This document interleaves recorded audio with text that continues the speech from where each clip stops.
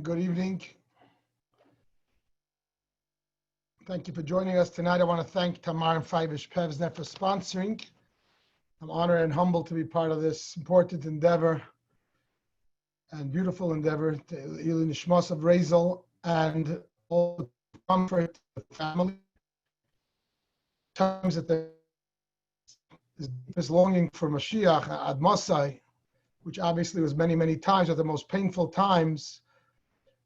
One of those that certainly stands out was when the Rebbe spoke about Mrs. Lapine, Aleh Shalom, Hashem Yinkum Dama, and spoke about that the unimaginable pain of a mother to be taken away from her children, and vice versa, the children not having a mother, and how their cries to the Eibishter, Ad Masai, etc. And the Rebbe then spoke how it's unthinkable. Kinder darf man haben Mamen.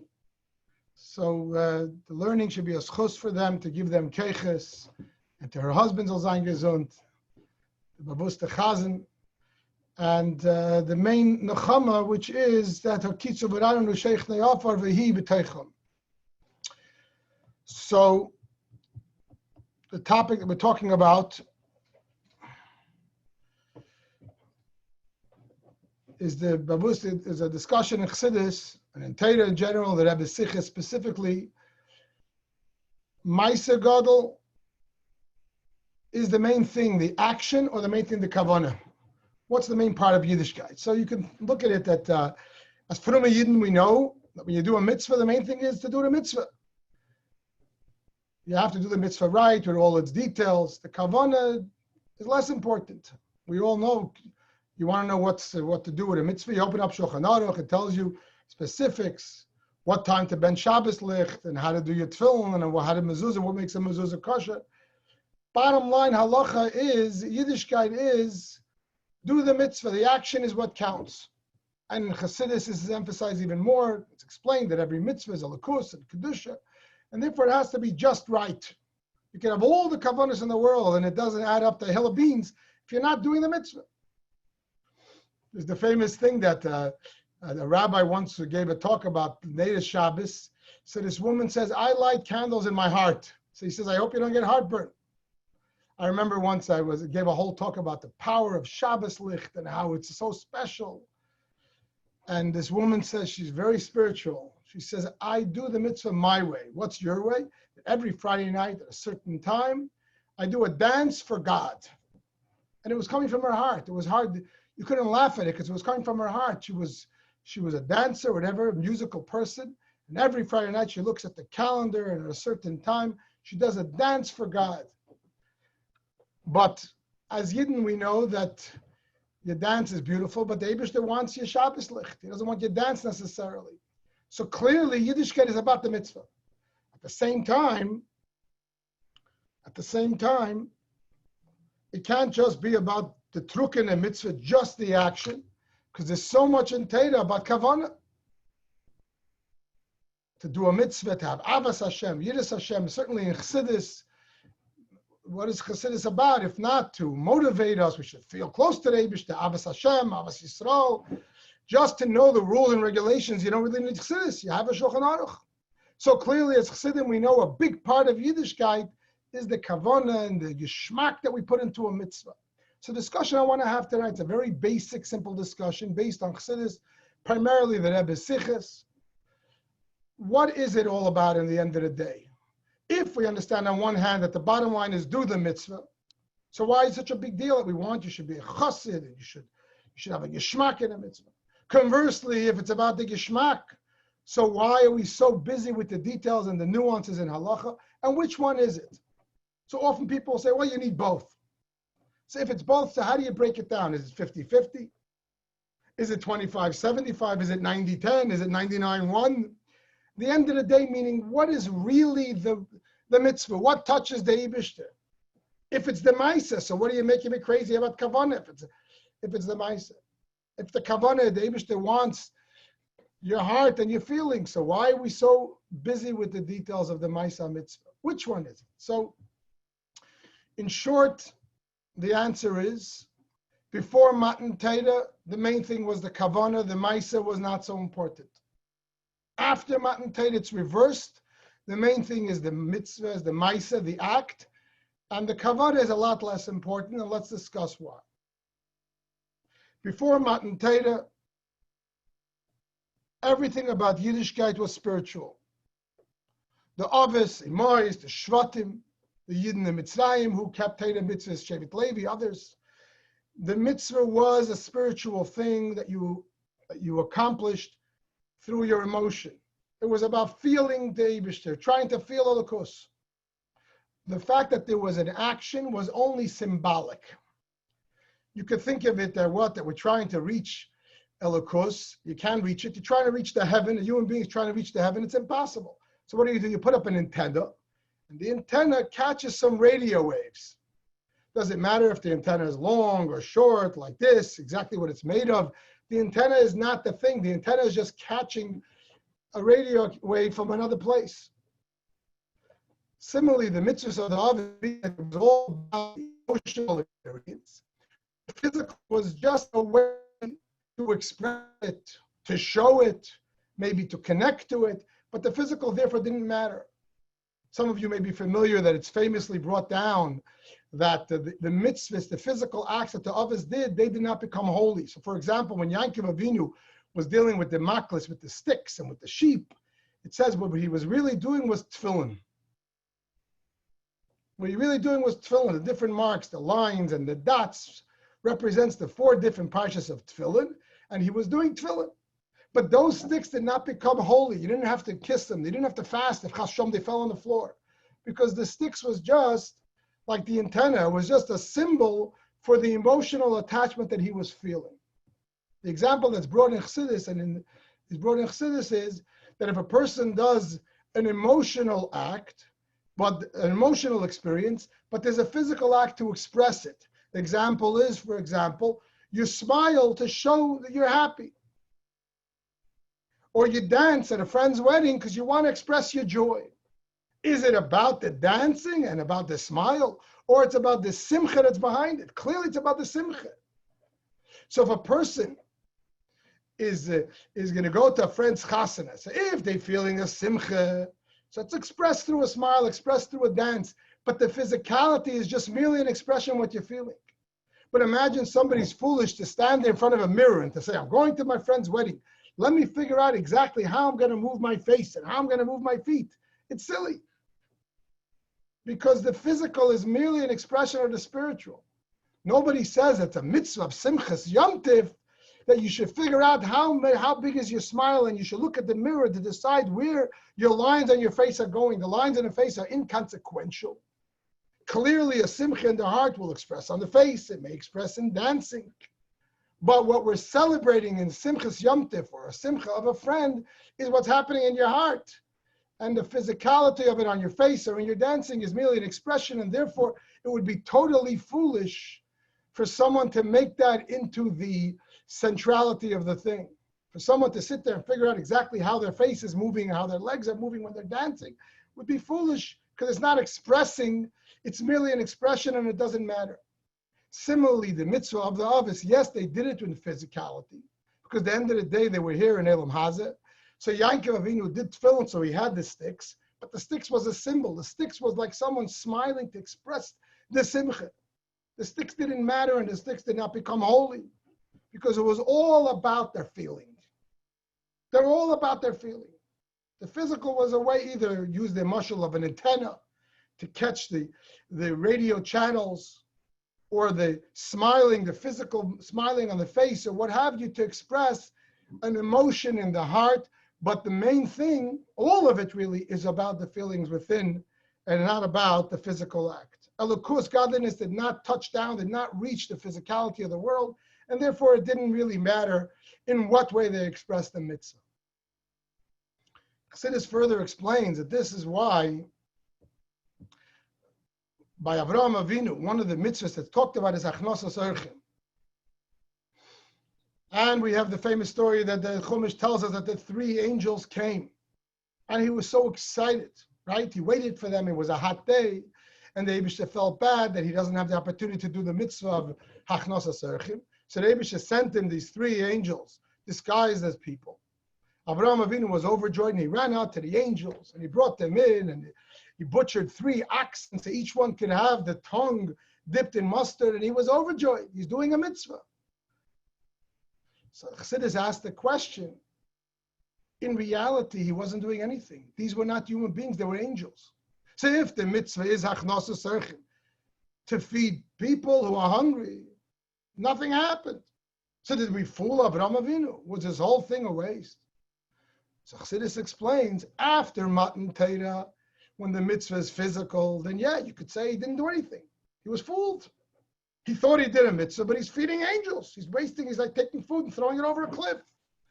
Before Matan Torah, since everything about the mitzvahs then is the emotional experience, the closeness to the Eibush, to the Regesh Alev, the Kavanah, the love of Hashem, the Avas Yisroch, all the spirituality, Abraham had that.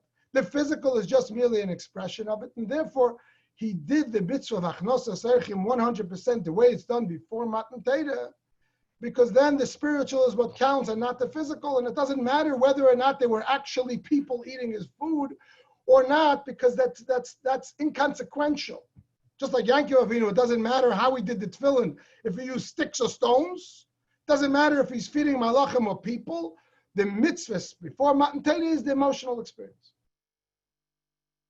Because ultimately, there's no way before Matan Torah to touch Elokus, to touch divinity, godliness in the physical realm.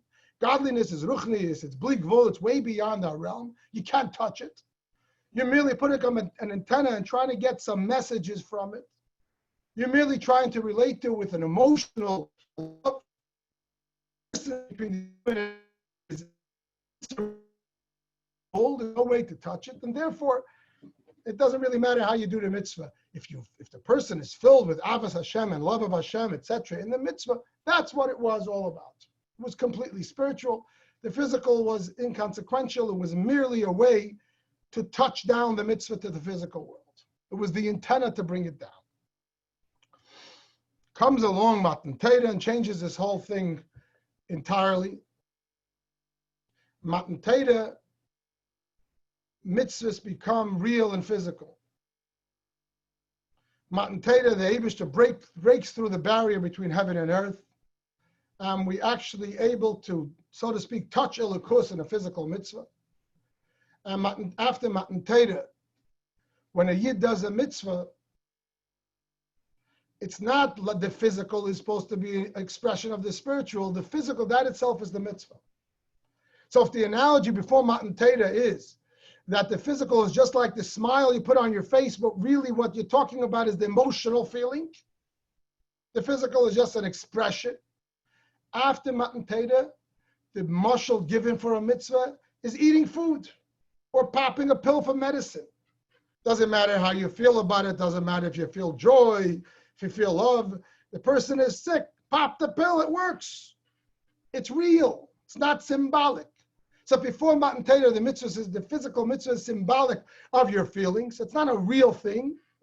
It's not that you're really touching Elokus. You're just having an experience, feeling a closeness to Elokus, and the mitzvah is just a symbol. Just like the smile on your face is just a symbol of your emotional simcha. Post Matan Torah, it's not symbolic at all. The Eibishter made himself accessible. And when a person does a mitzvah, it's a real thing. Somebody's hungry, tell him eat. You don't tell him meditate. You don't tell him feel good about the meal. Just eat. You're hungry, eat. Someone needs a medicine. They're not feeling well, take the pill. But I don't know. It's not about you. It's not about your knowledge. The thing is real. It's not an experience. So post Matan Torah, mitzvahs become real. The Eibush invested himself in every mitzvah. And here the main thing is the action. The action is really the whole thing, so to speak. The action is touching Elokus. How does this change post Matan Torah? So Chassidus explains, the classic mashal is that before Matan Torah there was a gzeira, there was a break between heaven and earth, and we cannot bring Elokus to the world. And therefore, as great as the Avos were, we could only, right, the Avos, perfect tzaddikim, Avos and Emois and everything else. Nevertheless, it makes no difference. There's no way to break the barrier between heaven and earth. There's no way. It's an infinite jump. It's like a person standing on earth trying to jump to outer space. I mean, it's impossible. So one person jumps a foot, 2 feet, 5 feet. This guy, you can jump 1,000 feet. You're not any closer to outer space. And therefore, before Matan Torah, they weren't able to break that barrier. Post Matan Torah, the Eibishter gave us a rocket ship. The Eibishter put himself into every mitzvah. You're magically there. Another way this is expressed in Chassidus sometimes is that before Matan Torah, there's a break between things, between the limited world and the infinite Elokus. You cannot put together infinity, bli gvul, and that which is limited. Very simple analogy. I use this in my Chabad to my American Jews. Give me a cup, 8-ounce cup, 10-ounce cup, 12-ounce cup, 50-ounce cup, and then give me the Atlantic Ocean. This is limited, and this is, so to speak, not limited. It's not really not limited, but for the sake of our argument. You have a 12-ounce cup. It's a beautiful big cup, but it's tiny. It's totally limited. Now try to figure out, can you put the Atlantic Ocean in the cup? It's impossible. So before Matan Torah, as great as the neshamas of the Avis were, etc., you want to touch infinity. You want to touch Elokus, which has no limit. First put the Atlantic Ocean in the cup, and then we'll talk. It's totally impossible. What changed in Matan Torah? Matan Torah, the Eibishter revealed his essence. In the language of this discussion, I'm going to say that before Matan Torah, he revealed his infinity, his bli gvul, his limitlessness. At Matan Torah, he revealed his true infinity. True infinity has no limitation. So while if we say, from the point of view infinity, the ocean cannot fit into the cup, from the point of view of true infinity, the ocean can fit into the cup. Why not? If it's truly infinite, meaning talking about Atzmos, the essence of Hashem, which has no definition. If something is truly infinite, that means it has no limit. To tell me you can't put the ocean into the cup, that's a limitation. It's limited to infinity. And therefore, when I'm to reveal this level, is that you reveal true infinity. True infinity has no limitation. Not the limitation of the finite, not the limitation of the infinite, and therefore the Atlantic Ocean fits into the cup. And therefore, in the language of mitzvahs, post-Matan Torah, yeah, the Eibishter is in a mitzvah. Take a look at your mezuzah. It's a tiny little thing. Within that mezuzah is the whole Elokus. It's Elokus. Same thing as when you light Shabbos lich, when you put tefillin, when you put a coin in the pushka. How valuable, you put $1 in a pushka. How valuable is that mitzvah? Limitless. It's literally a shtickle Elokus. But Elokus is limitless. Yeah. Matan Torah, the Eibishter revealed his essence. He revealed true infinity, and true infinity is not limited to be bigger than finite. It can fit into finite if he wills it. And the Eibishter wills it that every one of Tayag mitzvahs, even though they're finite acts done by finite people, nevertheless, they somehow carry the energy, the Elokus, whatever it is, of the Eibishter himself.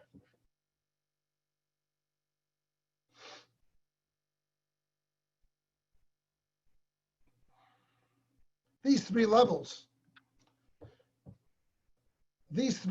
which you can call the limited level of Gilui Elokus, the infinity and the true infinity, or sometimes called nature, miracle, and the Eibishter himself, which is beyond nature and miracle, are referred to in the first pasuk of the Aseres HaDibros, which is what happened at Har Sinai.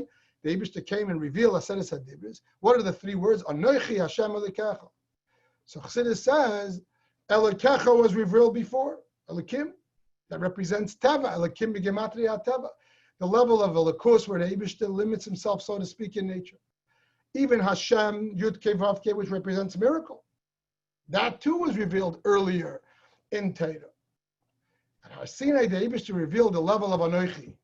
I am who I am. I'm beyond limit. I'm beyond non-limit. I am whatever I want. So before Matan Torah, infinity couldn't come down into a finite mitzvah. Matan Torah broke that completely. And therefore, the Atlantic Ocean comes into the cup. Elokus is in your mezuzah, in your tefillin, in your Shabbos licht, in your tzedakah, in your Avos Yisrael. Every finite mitzvah that we do at a finite time, we light licht 438, 522.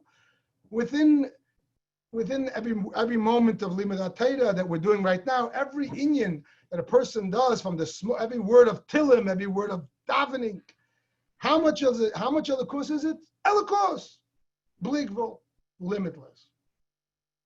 And it's not that your mitzvah or your davening or your learning is an antenna that is getting some godly light.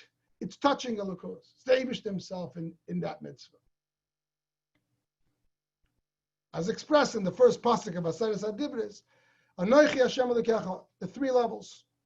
Elokim, I'm repeating the finite level, so to speak, of the Eibishter, where he puts himself into nature. Hashem, the bligvul, the miraculous level of Hashem, and then Anochi. I am who I am, and I chose Yidden, I chose Dira B'Tachtonim, I chose mitzvahs, and these finite acts, they touch me completely. And therefore,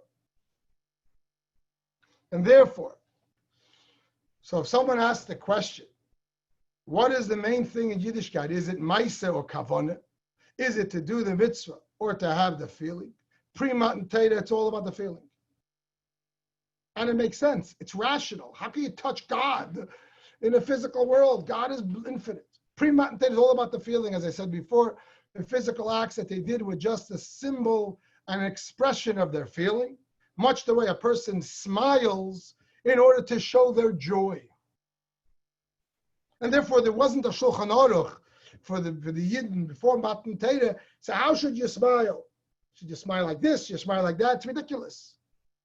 Like we have today, how long should the lulav be? How big should the mezuzah be? What time should you? All these little nuanced things before Matan Torah, it's ridiculous. Who cares? It's like a person looking in the mirror to figure out how he's smiling to express his joy. You're just expressing joy.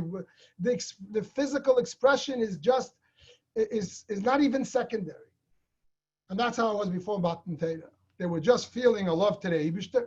The Eibishter himself they couldn't touch. But in order for that love to be manifest in this world, they expressed it in a physical act. The various ways they did the mitzvahs. Some of the mitzvahs they did literally. It says Avraham Avinu ate matzahs when the guests came to him for Pesach. But it wasn't about the physical. There was nothing holy about those matzahs. The matzahs were just an antenna to carry the divine light that matzah represents, because the Eibush themselves, they couldn't have in the physical. The physical world can't touch Elokus. It's just that they are trying to reach a connection through their Ava V'Yireh, through their spiritual expression. Post Matan Torah, the mitzvah is the physical act. As I gave you the mashal before Matan Torah, the physical is like a smile that's really expressing your feelings, so nobody really cares how much you smile. Post Matan Torah, the mitzvah is not expressing nothing. The mitzvah is the person and it heals it. Bezos Hashem.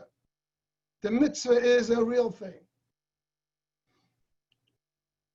Or in the mashal of outer space, pre-Matan Torah, he's jumping and trying to come out of space. And if he's a big jumper, he goes 10 feet, 20 feet, 100 feet.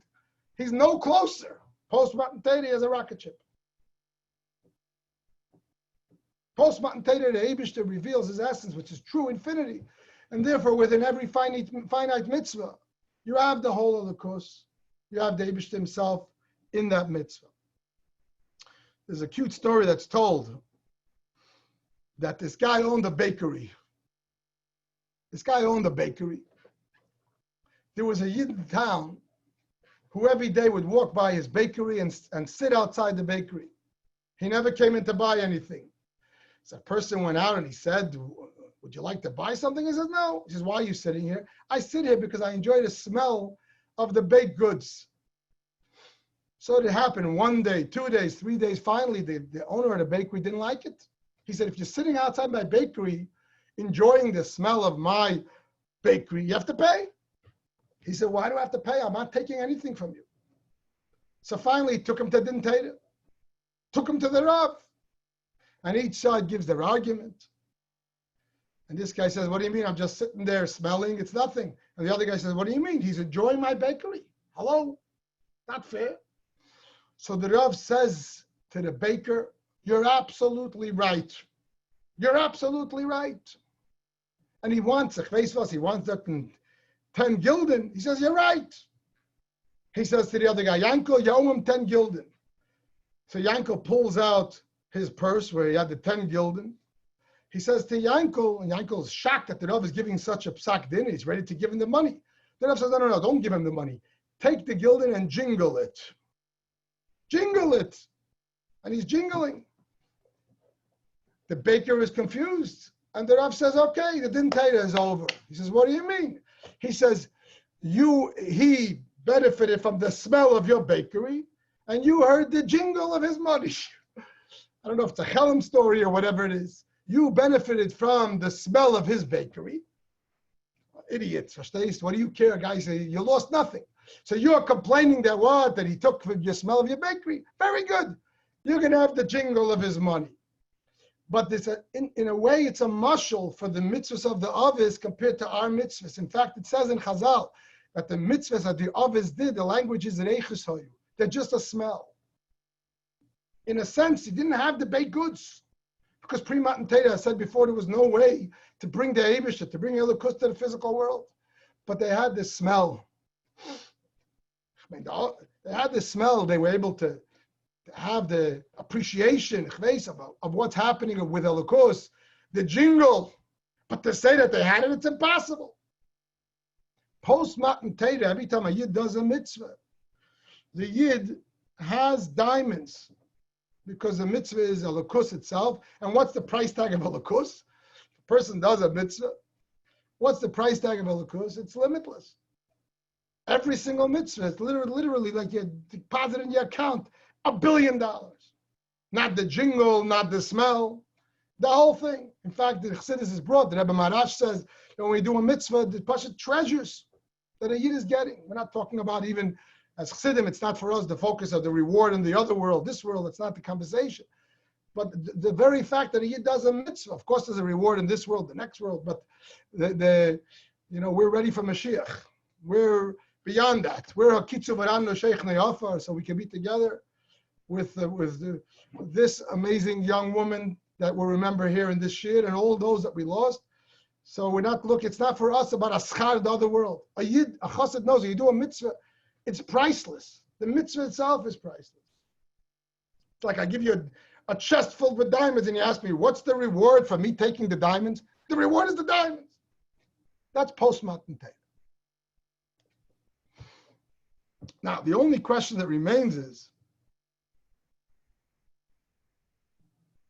if so, that after Matan Torah, this is real. We're not smelling the bakery. We're eating the food. We're not listening to the jingle or looking to the beautiful colors of the diamonds. We have the diamonds. So why is there such a concept in Judaism, in Torah, of Kavanah, of doing a mitzvah with feeling, with love? And there clearly is. Open up Tanya right away. It's filled with Avas Hashem and Yiras Hashem. I mean, Yiddishkeit, the Chassidus certainly is filled. There's so much in Torah. Did you daven today? Yes. Did you daven with Kavanah? You did a mitzvah, yes, but what does Chiddush want? No, you should do the mitzvah with Agafil. You should have Avas Hashem, Yiras Hashem, you do the mitzvah with Simcha. If we came to the conclusion, which is the truth, that post-Matan Torah, the Eibishter invested himself in the mitzvah itself, so I have the mitzvah. What are you going to make the mitzvah better? You're going to make it better by adding a piece of feeling. Feeling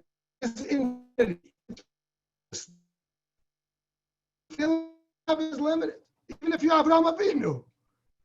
To use some of the analogies that we gave before, you're trying to jump to outer space. So now we gave you the rocket ship. You're also going to give a little jump, maybe you get closer. You got a rocket ship. Stop jumping. Or the bushel of the food, of the medication. Somebody, Rahman San, is sick, and they found a medication that could cure.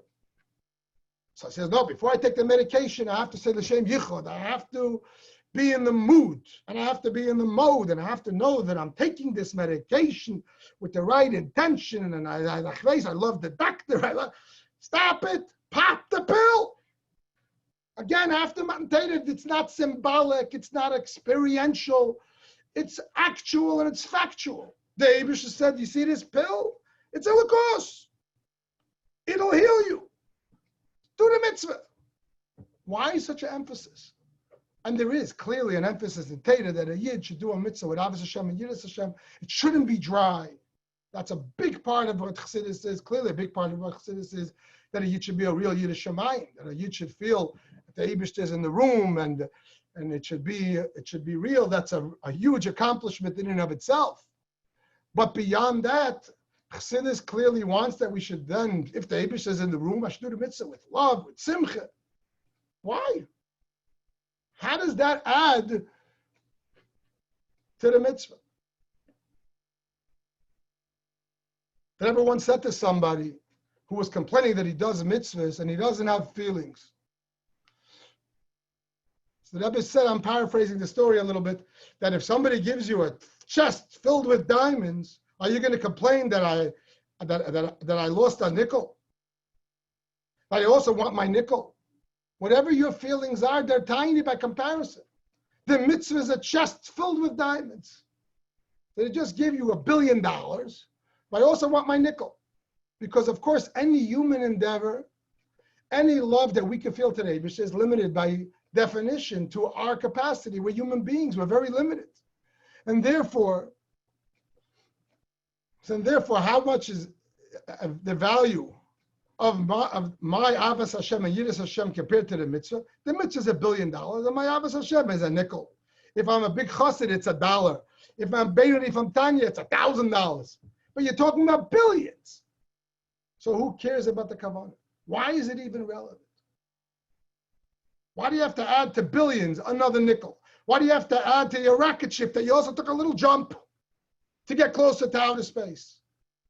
Why do you have to pop that pill, which is magical, with the right frame of mind?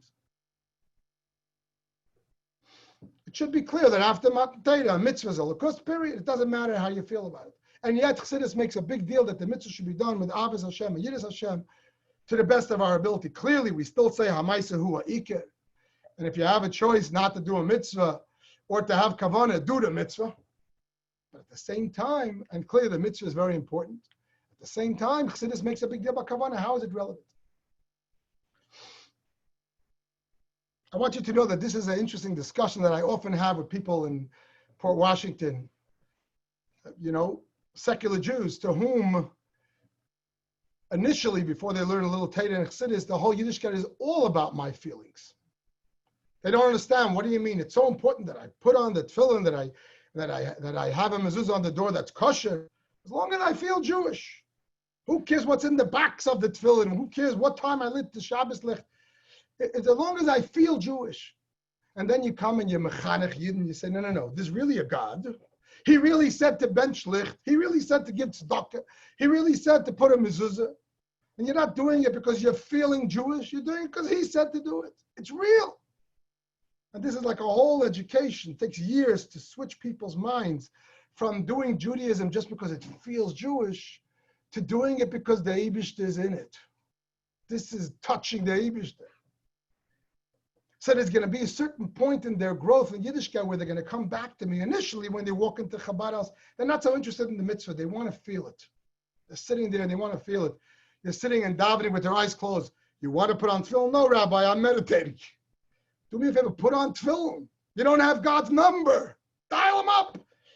But then after a while, when they learn what a mitzvah is, that's really a lakos, they say, Rabbi, who cares what I feel? The mitzvah is infinity. Do I have to feel like it? It's real. That's when I know that people are coming along when they start asking the question that we're posing now. Why is Kavanah even important? If the mitzvah is so real, the mitzvah is mamish touching a lakos. The mitzvah is $1 billion. So why do you have to add also my feeling into it? The question is answered in a few different ways in Tanya itself. I'm just going to present one of them. And that is that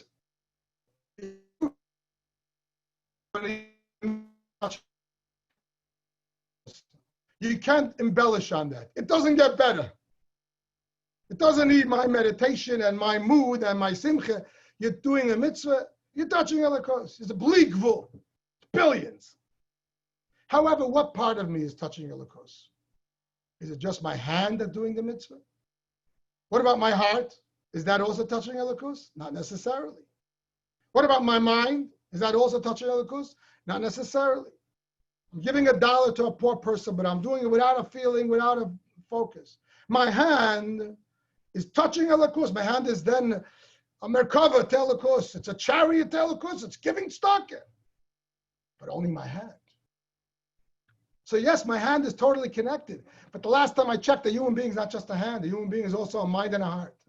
Therefore, says Chassidus, essentially, it's in Perek Daled and Tanya already, that when I do the mitzvah, it's true, it's magic, it touches Elikos. But I want my whole person touching Elikos, not just my physical hand that's lighting the Shabbos licht or the tefillin or giving stock, or if I'm davening the lips and my eyes.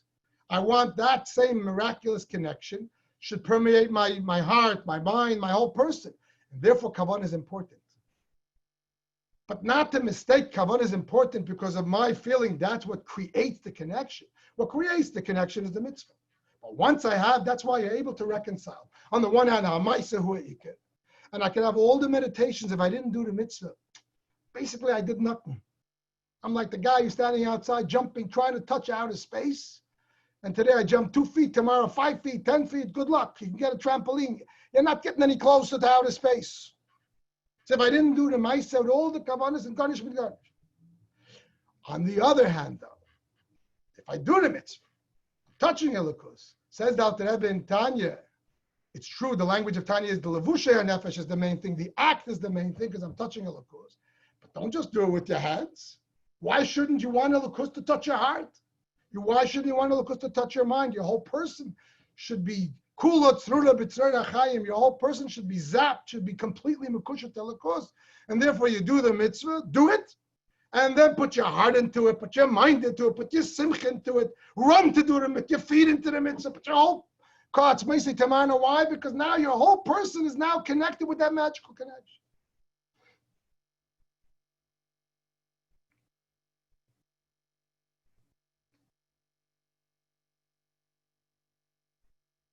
And therefore, you look at Chassidus, you see both halves of the coin. Tremendous emphasis on the act. I love showing my videos of the Rebbe, living Torah videos. And a lot of them have read Sichos of the Rebbe and read books about the Rebbe, and they have a respect. Even from a secular perspective. Wow, what a person, what a Yid. What a genius. They know that the Rebbe knew 20 languages and all the different things. The Chachmas HaTeira, Lahav the Chachmas HaElam. But then I showed him a video the way the Rebbe is shaking a lulav. The Lubavitcher Rebbe. We don't even know what it means. A goy Elam, what kind of mind? We have no idea. You know what I mean? Whatever. And he's standing there and shaking the lulav like a child. Everything exact. And if you saw videos how the Rebbe chooses his lulav and how he chooses, and I said to the people, why? This is a giant man. Why does he care if they move exactly? The answer is we're touching infinity. And therefore the emphasis in Chassidus is Yireh Shamayim, do the mitzvah, do it right. The Eibush is in the room. Ultimately, there's no greater message of Chassidus than Yireh Shamayim Pasha, to be dedicated to the mitzvah 100%. I love telling the story to my people about Rabbi Yochanan ben Zakkai, who was sitting with his Talmidim on his deathbed. It's also brought in Tanya, right? And the Talmidim said to him, Rebbe, tell us, Rabbi Yochanan ben Zakkai is sitting with his Talmidim, and he's saying goodbye to them. He's 120 years old, says he lived a perfect life, 40 years learning, 40 years teaching, 40 years leading Yidden. And now he's sitting and he's prepared, he's saying goodbye. So he says to Talmidim, say, Rebbe, tell us your parting words. So he said to them, I pray that you should fear the Eibishter like you fear a human. The Talmidim heard this, they said, that's it. We're such high-level Talmidim. Rabbi Yochanan ben Zakkai, his Talmidim probably were great people. That's the whole thing, that we should fear the Eibishter like we fear a human. The Eibishter is much greater. Rabbi Yochanan ben Zakkai says, yeah. Basically, he says when a person does something they shouldn't do, they say, I hope no one sees me. Shalom Yirani Adam. Meaning, if someone's in the room, we behave a certain way. So he said, I want you, Pasha, to feel, what is Yiddish Shemayim? The Eibush is in the room. He's real. He's in Elam Hazak Gashmi. He's in the room and he's with me. And that is clearly the olive base of Chassidus, the essence of Chassidus, that we feel the Eibush is real. That's what the Rabbeim give us, what the Rebbe gives us, Chassidus gives us. And therefore, because you break boundaries of bli gvul and gvul, and you touch Elokus in every mitzvah. At the same time, Chassidus says, now that you touch the Elokus, do it with a simcha. Put your heart into it. Put your mind into it. And do it with simcha, with tuv levav, and with avas Hashem and yidus Hashem. Because that's how these connections that you have to the Eibush to permeate your mind and heart. I want to just conclude. Since the net of the conversation is not only to do mitzvahs, Baruch Hashem, we're all from a Yidden, but the bottom line is that to understand that we should also do mitzvahs with a gishmak, with a simcha. I want to just conclude with a word from the Rebbe on the importance of simcha. There's a sikha that's not so well known that I came across recently, and I'm repeating it anytime I have an opportunity. I think it's so important. It's a sikha of Shabbos Parshas B'Shalach Tafshin Yud Dalet, where the Rebbe celebrated 3 years since becoming Rebbe. And the Rebbe said then that since it's 3 years, I'm going to make a statement, which is a very unusual thing. It happened very seldom the Rebbe should make a statement. Many of us know that Rebbe made a statement on the first Yud Shvat Tafshin Yud Aleph, right? The 3 loves. That you have 3 loves that go together, Abbas Hashem, Abbas Atayr, Abbas Yisrael. The Rebbe made a statement. 3 years later, a few days after Yud Shvat, Tafshin Yud Daled, the Rebbe said, since 3 years went by, and the Rebbe said very humbly that 3 years is when you finish with the Arla. The first 3 years of the vineyard, the Kedem, of the field, you don't eat the fruits. Now 3 years passed, and the Rebbe said it with his own bittul. The Rebbe always spoke that it's the Sidereinu, the Friedrich Rebbe, etc. But nevertheless, the Rebbe there, so to speak, conceded that at the end of the day, he's in charge. He said, so to speak, with the responsibility vested on me, so to speak, by the Bala Kedem, by the owner of the vineyard, referring to the Friedrich Rebbe. But nevertheless, I'm, the shepherd, attending to it. So it's 3 years. The 3 years of Arla passed. I want to make a statement. I don't know how many people have heard this before. You can't hear it on the tape. It's Shabbos, but the Sikha is amazing. It's printed, obviously. And the Rebbe says, I want to make 3 statements.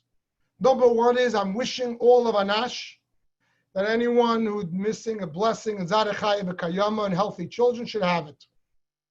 Number 2, I'm wishing all of Anash that anyone who's missing a bracha parnasa should have it. It was a statement, I guess, to the Eibishter. He was giving a bracha to the Chassidim. The third thing, the Rebbe said one more thing. Think about what's going to be the third thing.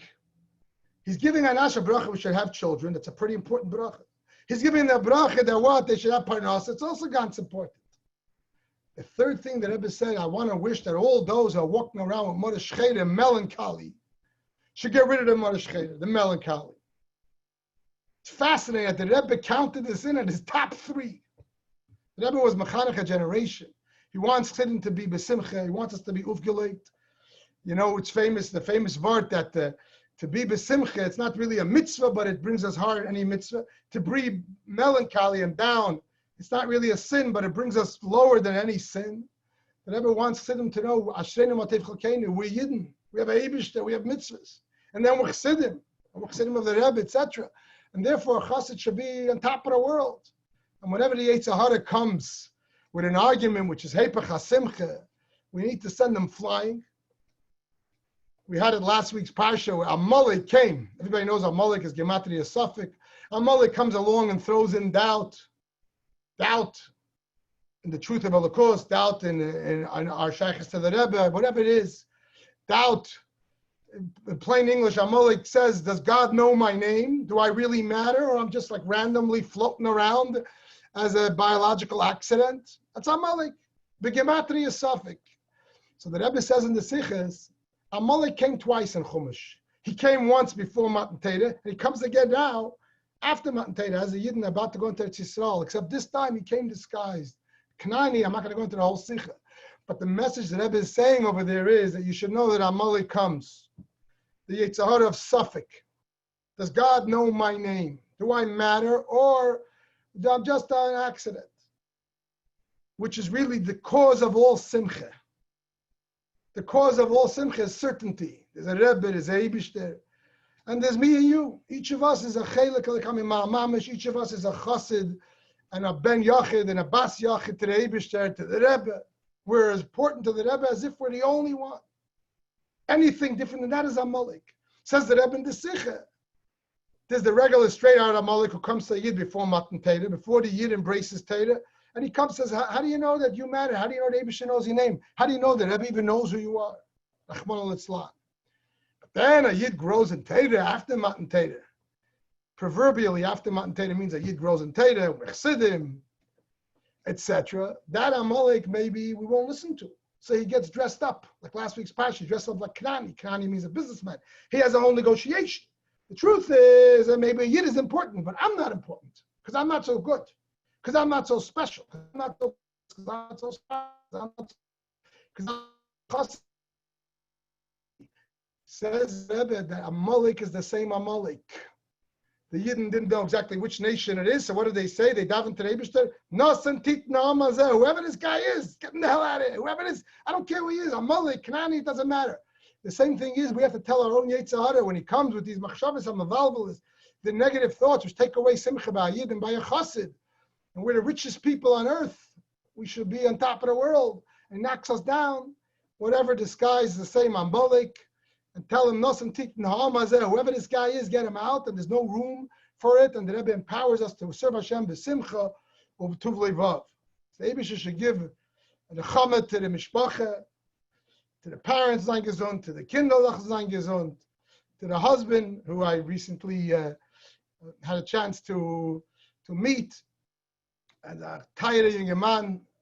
And the Iker Nechama is that we kitzav on the Sheikh Ne'afar, and we should be together with our Rebbe, Dalamata, and together with her, together with all the Neshamis, and dance into the Gula Shlema, B'kar of Mamish, now Mamish.